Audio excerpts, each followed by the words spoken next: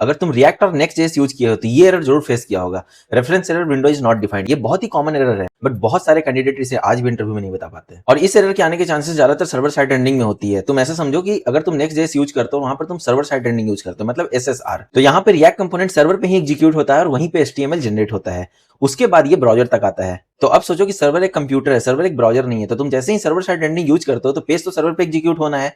तो जैसे ही वहां पर तुम यूज करते हो window dot inner height, window dot inner with, document dot gate element by ID या फिर local storage dot gate item, तो ये सारे ब्राउजर एपीआई तुम्हें वहां पे नहीं मिलेंगे, क्योंकि तुम्हारी कोड अभी सर्वर पे एग्जीक्यूट हो रही है, ब्राउजर पे नहीं।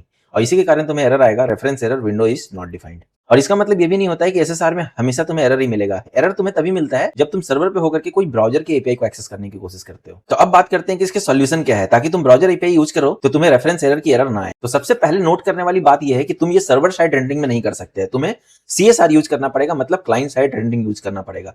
और इसके हमारे पास दो सॉल्यूशन है। पहला सॉल्यूशन जहां पर हम यूज इफेक्ट यूज कर सकते हैं, और हम सब जानते हैं कि यूज इफेक्ट एक कंपोनेंट लाइफ साइकिल है जो कंपोनेंट डिड माउंट के जैसा काम करता है। तो कहने का मतलब कि रिएक्ट पहले कंपोनेंट को रेंडर और ब्राउजर में माउंट करता है और उसके बाद यूज इफेक्ट के अंदर का कोड रन करता है।